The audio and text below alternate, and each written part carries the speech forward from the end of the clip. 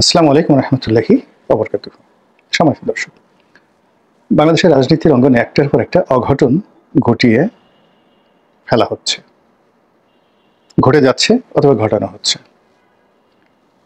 এবং অনেকগুলো ঘটনা আমাদের জাতীয় জীবনের সঙ্গে যায় না, আমাদের কৃষ্টি এবং কালচারের সঙ্গে যায় না, আমাদের ধর্ম এবং নীতি নৈতিকতার সঙ্গে যায় না, এবং আবহমান বাংলাতে আমরা যেভাবে বেড়ে উঠেছি তার সঙ্গেও মিলে না। রাজপথে আমরা এখন স্লোগান দিচ্ছি, বোতল না মূলা, এবং সহস্র শিক্ষিত জন, মানে কাগজে কলমে যারা শিক্ষিত, তারা নেচে নেচে বলছেন বোতল না মূলা, আর সেই নৃত্যের সঙ্গে তাল মিলিয়ে কেউ বলছেন মূলা মূলা। আবার বলছেন যে যে কোনো একজন ব্যক্তি, রাজনৈতিক ব্যক্তিত্ব, তার নাম উচ্চারণ করে অমুক না সান্ডা, সবাই বলছে না সান্ডা, তার চেয়ে সান্ডা ভালো। তো এই জিনিসগুলো বাংলাদেশে যে শুরু হলো, তার সঙ্গে সঙ্গে আবার আরো একটি শব্দ আসছে, কফিলের পোলা। কফিলের পোলা, এই বিষয়গুলো নিয়ে মূলত সংক্ষেপে আলোচনা করব। প্রথমে কাহিনীগুলো বলে নিই। এক নম্বর হলো বোতল না মূলা।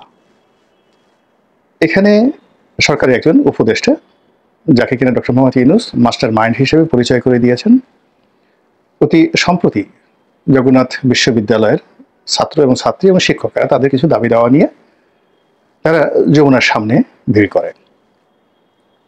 এবং এক্ষেত্রে যা হয় সেটা হলো, যমুনাতে ইতিপূর্বে যারাই গিয়েছেন সামনে হৈহুল্লোড় করেছেন, সেটা প্রথম দিকে ধরুন যখন সিস্টেমটা ছিল না, আইন শৃঙ্খলা তখনও রিস্টোর করেনি আগস্ট সেপ্টেম্বর মাস পর্যন্ত, তখন যে ইচ্ছা সে সেখানে যেতে পারতেন এবং যা ইচ্ছে তাই করতে পারতেন। এমনকি প্রধান বিচারপতির বাসভবন ওই সময়টাতে অরক্ষিত ছিল। পরবর্তীতে দেখা গেল যে এই বছরের মার্চ এপ্রিল মে থেকে পুরো পরিস্থিতিটা আসলে যখন সরকারের নিয়ন্ত্রণে চলে এলো, তখন সরকারে যা হয়, শেখ হাসিনা, তারপর অতীতে বেগম জিয়ার সরকার, বিএনপির সরকার, এরশাদ সাহেবের সরকার, সবসময় এটাতে আসলে গোয়েন্দা বাহিনীর একটা ভূমিকা থাকে, সরকারের অনেকগুলো সাজানো নাটক থাকে, নানা রকম খেলাধুলা থাকে। তো এইরকম এই জমানত এগুলো থাকবে, কেন রাষ্ট্রীয় যে বিধি ব্যবস্থা এর বাইরে যাওয়া যায় না। তো আমরা দেখতে পেলাম যে সরকারি অর্থায়নে, সরকারি প্রযোজনায় অনেকগুলো নাটক হলো। যমুনার সামনে নাটক হলো, তারপর শাহবাগে সেই নাটক হলো, নাটকের পরে আবার সেই শেষ দৃশ্যে বিরাট কিছু হয়ে গেল এই বাংলাদেশে।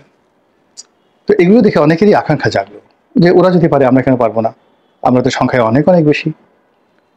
অথবা অনেকের একেবারে ন্যায্য দাবি দেওয়া, যেমন জগন্নাথ বিশ্ববিদ্যালয়ের ছেলে মেয়েদের যে ন্যায্য দাবি দেওয়া, সেই দাবি দেওয়া নিয়ে তারা সংগতের কারণে নিজেদের সংখ্যাধিক্যকে তারা অগ্রাধিকার দিয়ে তারা যমুনার সামনে চলে এলো। তো এই যে তাদের যে যমুনার সামনে চলে আসা, এর সঙ্গে সরকারের কোনো আন্ডারহ্যান্ড ডিলিং ছিল না, কোনো সমঝোতা ছিল না, কিংবা কোনো পরিকল্পনা সরকারের ছিল না তাদেরকে নিয়ে। ফলে এই জিনিসটি যখন তারা করলেন, তখন পুলিশ এখানে লাঠিচার্জ করলো, জল কামান ব্যবহার করলো, যা কিনা সাম্প্রতিক সময়ের যে নাটক সিনেমাগুলো হয়েছে যমুনা কেন্দ্রিক, শাহবাগ কেন্দ্রিক, সেই নাটক সিনেমাগুলোর সাথে আসলে এই দৃশ্যের মেলে না। ফলে জগন্নাথ বিশ্ববিদ্যালয়ের ছেলেরা, মেয়েরা, শিক্ষকরা ভীষণ রকম অসম্মানিত বোধ করলেন এবং বিক্ষুব্ধ হয়ে পড়লেন। আমরা যারা ঢাকা শহরে বসবাস করি এবং যারা এই শহরের রাজনীতি, বিশেষ করে ছাত্র রাজনীতির সঙ্গে যারা জড়িত, তারা সবসময় জানি যে আমাদের দেশের রাজনীতির পট পরিবর্তনে ঢাকা বিশ্ববিদ্যালয়ের নেতৃত্ব দিয়েছে, কিন্তু সেখানে স্টিয়ারিংটা সবসময় জগন্নাথের হাতে থেকেছে। এবং টিল নাও জগন্নাথ থেকে বড় মিছিল না আসলে ঢাকা বিশ্ববিদ্যালয় ক্যাম্পাসে বড় মিছিল কখনো হয় না।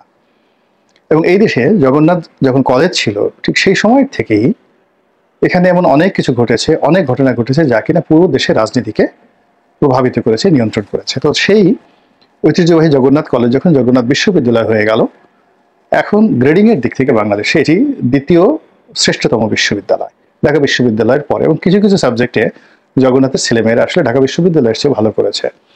ফলে তাদের একটা অহম আছে, তাদের একটা অধিকার আছে, দাবি আছে। এবং বিগত আন্দোলনে এই জগন্নাথ বিশ্ববিদ্যালয়ের ছেলে মেয়েদের একটা বিরাট ভূমিকা ছিল। আপনারা জানেন যে জগন্নাথ বিশ্ববিদ্যালয়ের ছেলেমেয়েরা এবং তার সঙ্গে সঙ্গে কবি নজরুল কলেজের ছেলেমেয়েরা এবং ওই অঞ্চলে আরও যে সকল প্রাইভেট বিশ্ববিদ্যালয় ছিল, সেখানে পুরনো ঢাকা কেন্দ্রিক তারা যে দুর্ভেদ্য একটা দেয়াল তৈরি করে ফেলেছিল, সেই তুলনায় কিন্তু ঢাকা বিশ্ববিদ্যালয় শাহবাগ কেন্দ্রিক, রাজু ভাস্কর্য কেন্দ্রিক, শহীদ মিনার কেন্দ্রিক যে আন্দোলনটা, এটা সরকার একটা নিরাপত্তার চাদরে ঢেকে দিতে পেরেছিল, যেটা পুরনো ঢাকা কেন্দ্রিক জগন্নাথ কলেজে সেটা পারেনি, বা জগন্নাথ বিশ্ববিদ্যালয় এলাকাতে সেটা সরকার পারেনি। তো তাদের যে দাবি দেওয়া বা চাওয়া অত্যন্ত যৌক্তিক, এবং এখানে সরকারের প্রতি তারা অধিকার প্রয়োগ করবেন। কিন্তু সেখানে যখন তারা দেখা গেল যে লাঠিচার্জের শিকার হলেন, অপমানের শিকার হলেন, কটূক্তির শিকার হলেন, এবং অসম্মানজনক কথাবার্তা বলা হলো সরকারের পক্ষ থেকে, তখন ছাত্ররা বিক্ষুব্ধ হয়ে উঠলেন। এবং এই বিক্ষুব্ধের এক পর্যায়ে একজন ছাত্র, তিনি সেই একজন উপদেষ্টা মাহফুজ, তারপর একটি বোতল নিক্ষেপ করলেন, এবং এটা রীতিমতো ভাইরাল হয়ে গেল। তো এই ঘটনার পরে অনেক ঘটনা ঘটেছে, অনেক দুর্ঘটনা ঘটেছে, সরকার সকল দাবি মেনে নিয়েছে, তারাও চলে গেছে। কিন্তু মধ্য থেকে যেটি হলো সেটি হলো, এই যিনি বোতল নিক্ষেপ করেছেন এখন তিনি রীতিমতো জাতীয় বীরে পরিণত হয়েছেন, অনেকটা বীর শ্রেষ্ঠের মতো। 2 নম্বর হলো যে একজন উপদেষ্টাকে এইভাবে সরাসরি বোতল মারা হয়েছে, এটি বাংলার ইতিহাসে অতীতে কখনো ঘটেছে, বারবার এর চেয়ে কঠিন জিনিস ঘটেছে। যেমন দেখা গেল ঢাকা বিশ্ববিদ্যালয়ে গিয়ে শহীদ প্রেসিডেন্ট জিয়াউর রহমান লাঞ্ছিত হয়েছিলেন, কিন্তু তখন এই দৃশ্যগুলো এভাবে ইন্টারনেটে ছড়িয়ে পড়ে একটা ভাইরাল পরিস্থিতির সৃষ্টি করবে এরকম অবস্থা ছিল না। কিংবা এরশাদ সাহেব বহুবার অপমানিত হয়েছেন ঢাকা বিশ্ববিদ্যালয়ে, গোলাম আজম সাহেব, না ঠিক মতিউর রহমান নিজামী সাহেব লাঞ্ছিত হয়েছিলেন ঢাকা বিশ্ববিদ্যালয় ক্যাম্পাসে, গোলাম আজম সাহেব লাঞ্ছিত হয়েছিলেন বাইতুল মোকাররম মসজিদের সামনে উত্তর গেটে। কিন্তু এই দৃশ্যগুলো আজকের জমানাতে হলে সর্বনাশ হয়ে যেত। যা হোক, এখন এই যে বোতল, এই বোতলটা এখন জাতীয় প্রতীকে পরিণত হয়ে গেছে।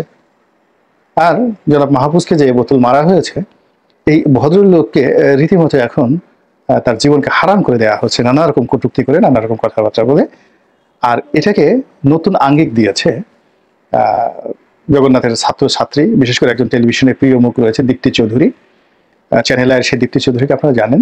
তিনি সেই আধুনিক পোশাকে সজ্জিত হয়ে প্যান্ট শার্ট পরে, তারপর শেষে নেচে নেচে তিনি বোতল না মুলা এটাকে রীতিমতো ভাইরালে পরিণত করে ফেলেছেন, এবং এটা এখন ভাসছে।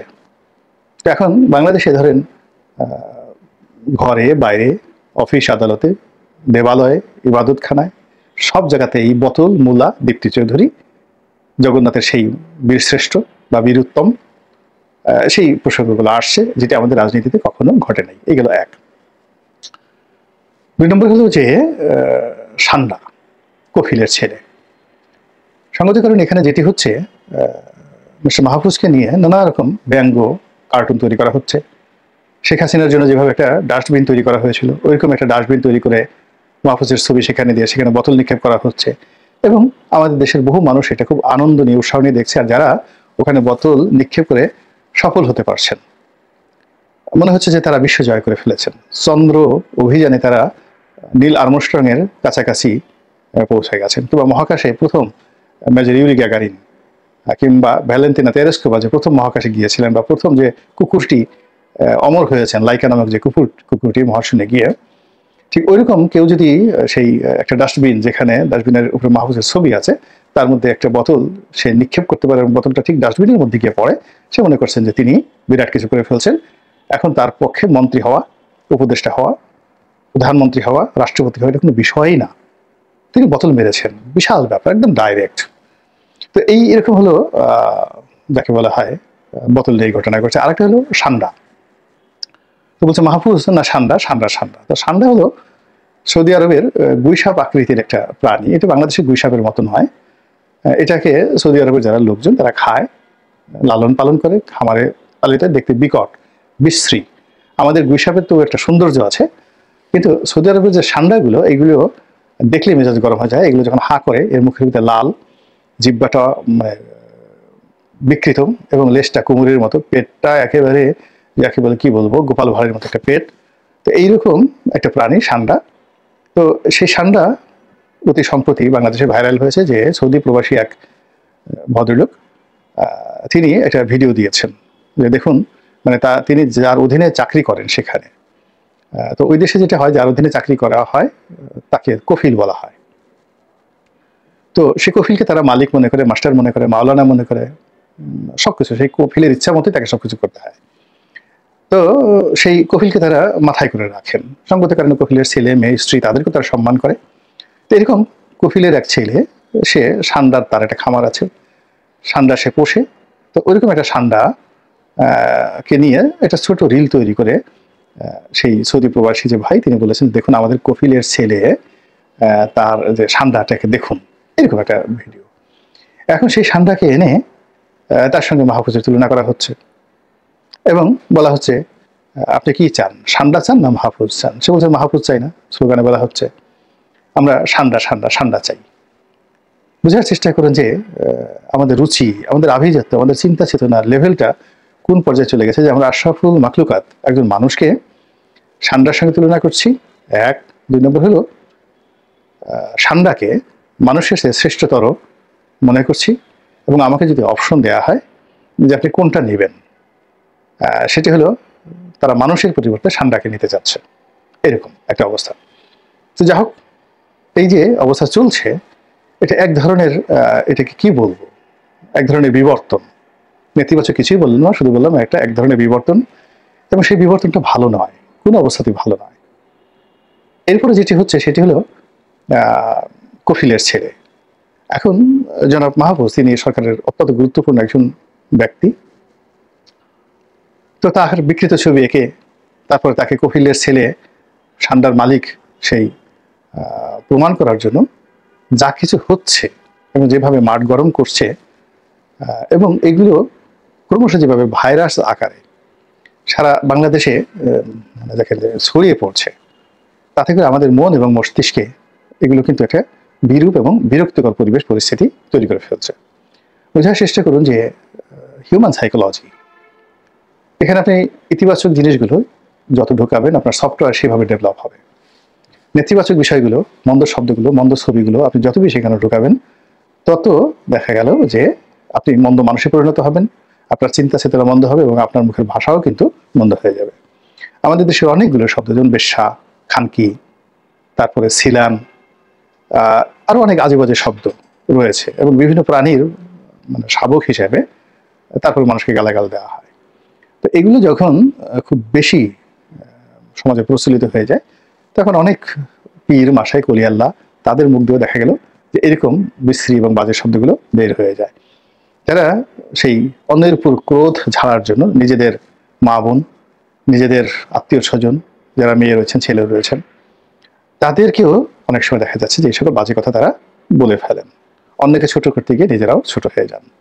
তো কাজেই আসলে এই যে আমাদের দেশে এখন রাষ্ট্রাচারে যে ভ্রষ্টাচার চলছে, রাজনীতিতে যে নতুন ট্রেন্ড শুরু হয়েছে, এই জিনিসগুলো ভালো না। মহান আল্লাহ আমাদের সবাইকে হেদায়েত দান করুন এবং হেফাজত করুন। আসসালামু আলাইকুম ওয়া রাহমাতুল্লাহি ওয়া বারাকাতুহু।